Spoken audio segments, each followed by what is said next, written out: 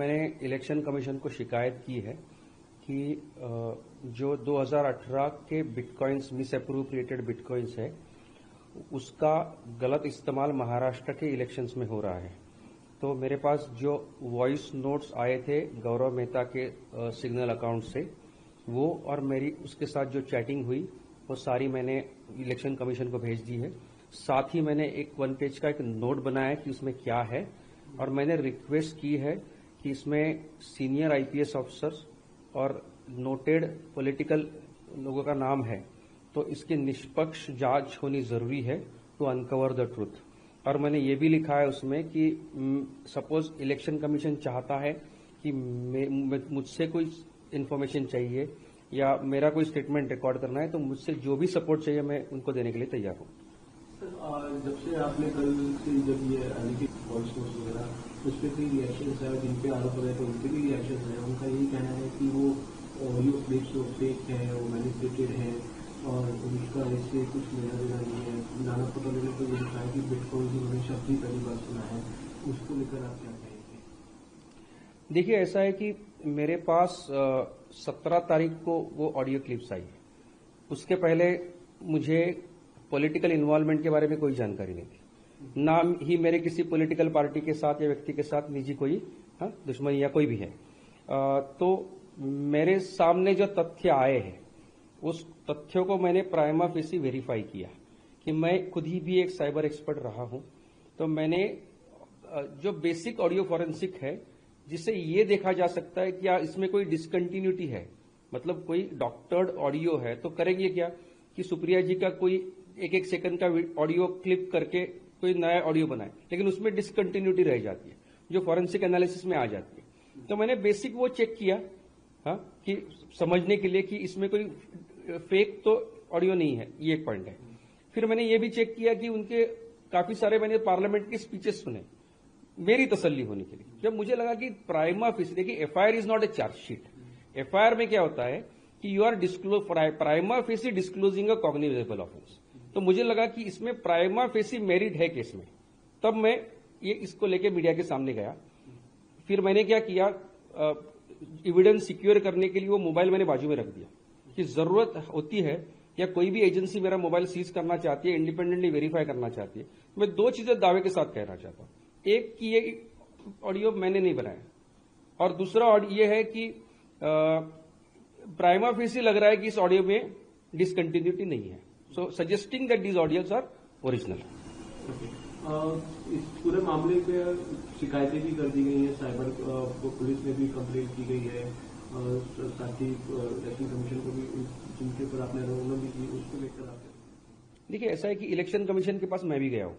मैं तो चाहता हूं जांच हो और जांच में मेरी भी जांच होती है। तो मैंने पहले ही बताया कि मैं रेडी हूं, मैंने अपना मोबाइल भी सिक्योर करके रखा है। तो जांच होती है तो अच्छी बात है। इनफैक्ट मैंने अगले 2 दिन में मैं हाईकोर्ट में एक रिट पिटीशन दाखिल करने जा रहा हूं और उसका पर्पज यही है कि मैं हाईकोर्ट को रिक्वेस्ट करने वाला हूं कि बीच में सितंबर 2023 में सुप्रीम कोर्ट ने सारे बिटकॉइन के केसेस क्लब करके सीबीआई को हैंड ओवर किए थे और उसका इन्वेस्टिगेशन सीबीआई कर रही है। अभी क्या हुआ है कि इसकी डेप्थ कितनी थी ये अभी सामने आ रहा है, इसके पहले इतनी डेप्थ पता नहीं थी किसी को। तो मैं रिक्वेस्ट करने वाला ऑनरेबल हाईकोर्ट को कि सीबीआई को आप डायरेक्शन दे दीजिए in the wake of the additional facts that have been disclose in this audios, इसकी निष्पक्ष जांच की जाए। इसमें और कितने किरदार है, उनको कितने बेनिफिशियरी या उसके कोई क्रिप्टो करेंसी वॉलेट कहा है कितने, और जो भी बिटकॉइन बचे है वो सीज करे। तो ये इसकी जांच, इसके रिक्वेस्ट करने के लिए मैं जा रहा हूं हाईकोर्ट में। सीबीआई से करने की मांग करेंगे? करेक्ट। और ये मैं चाहता हूं कि मैं फ्राइडे को ही ये पिटीशन दायर करूं। मैं ऑलरेडी काम कर रहा हूं उस पिटीशन पे। ठीक है। और सर, इसके अलावा आपने जिनके ऊपर आरोप लगाए हैं, एक सवाल ये भी उठ रहा है कि क्योंकि अब इलेक्शन का टाइम था तो आपने जो समय चूज किया तो कोई पॉलिटिकली मोटिवेटेड है, ऐसा भी कहा जा रहा है कि पॉलिटिकली मोटिवेटेड है कि इमेज को मलाइन करने के लिए, उस पर आप क्या जवाब देंगे? देखिए, मैं मई 2023 में मैं जमानत पे छूटा था। उसके बाद मैं जून में मैंने वकालत शुरू की। तब से मैं इस केस के पीछे पड़ा हूं, तब से मैं इस केस की जानकारी हासिल करने की कोशिश कर रहा हूं, तब से मैं एजेंसीज के साथ कम्युनिकेशन कर रहा हूं। तो इस केस में मैं तब से जुड़ा हूं कि तो तथ्य सामने आया इसलिए। अभी इत्तेफाक की बात यह है कि इसमें सबसे इंपॉर्टेंट तथ्य, सबसे इंपॉर्टेंट एविडेंस वो जो वॉइस नोट है वो मेरे पास 17 नवंबर के पास आ गई। अभी 17 नवंबर को वॉइस नोट आ गई, तो जस्ट बिकॉज इलेक्शन चल रही है, हाँ, मैं 14 महीने 5 करोड़ के एलिगेशन के लिए 14 महीने अंडर ट्रायल करके जेल में गुजार चुका हूं, और यहां कोई 100 करोड़ और 150 करोड़ की बात कर रहा है। जस्ट बिकॉज इलेक्शन सामने है, क्या मैं 3 दिन चुप बैठूं? क्या जनता का अधिकार नहीं है तथ्य समझने का? और ये जिम्मेदारी नहीं बनती एजेंसीज की इसके ऊपर फटाक से एक्शन ले? तो मैंने सोचा ये मुनासिब मेरे लिए नहीं होगा कि मैं तथ्य को छुपाऊं, इसलिए मैं मीडिया के पास गया और मेरी जिम्मेदारी बनती थी कि मैं इलेक्शन कमीशन के पास पहुंचूं, वहां भी मैं पहुंचा हूं। अब जो है जब से सारा मामला आया, आज ईडी ने जो मेहता है गौरव मेहता, उनकी कुछ स्थानों पर रेड किए, सर्चेस किए हैं, और कुछ ऐसी भी जानकारी है कि ब्रॉडर मनी लॉन्ड्रिंग का कुछ मामला उस एंगल से भी जांच हो रही है। उसको आप कैसे देखते हो? और इस मेहता के बारे में आप थोड़ा कुछ बता दें। देखिए, ऐसा है कि ये सबसे बड़ी स्टेप है, क्योंकि इस पूरे केस में बिटकॉइन रिकवर होना इंपॉर्टेंट है, क्योंकि ये ऑडियो कम्युनिकेशन तो है, बट कोई भी ऑडियो कम्युनिकेशन का नकार सकता है, लेकिन इस ऑडियो कम्युनिकेशन के साथ बिटकॉइन भी रिकवर होती है, हाँ, बिटकॉइन वॉलेट भी रिकवर होता है। तो ये पूरा कम्युनिकेशन एंड ट्रांजैक्शन, ये दोनों एक दूसरे के साथ मिल जाएंगे, तो पता चल जाएगा कि कितने बिटकॉइन थे, कब कब बेचे गए, कहाँ बेचे गए, हाँ, कौन हवाला ऑपरेटर थे, पैसा कहाँ गया, ये पूरी ट्रेल आ गई।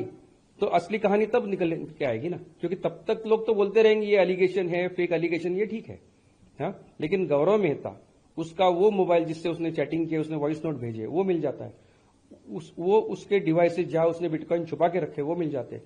तो मुझे लगता है कि आज तक दुनिया में इतनी बड़ी बिटकॉइन की रिकवरी आज तक कभी नहीं होगी, इतनी बिटकॉइन गौरव मेहता के पास हो सकते हैं, ये मेरा अंदाजा है।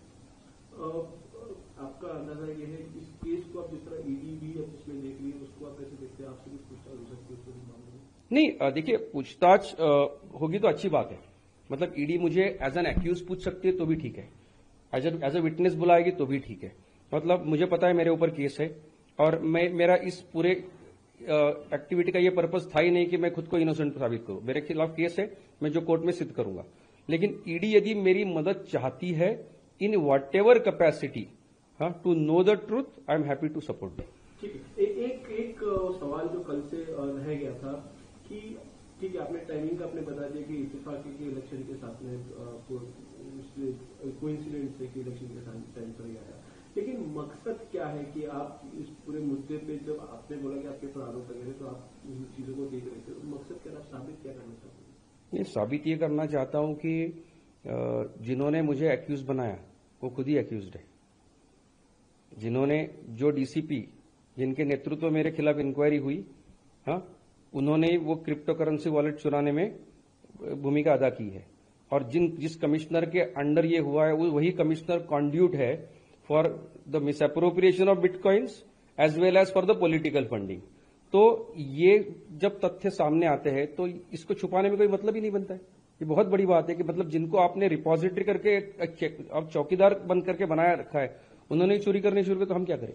इसलिए आप नहीं, ये तो एक वन ऑफ द रीजन है, मतलब ये तो पॉलिटिक्स में है, but bigger purpose is of course to show कि मिसअप्रोप्रिएटेड बिटकॉइन का पॉलिटिकल फंडिंग के लिए इस्तेमाल हो रहा है, तो इसका मतलब है ये पैसा जाएगा कहाँ?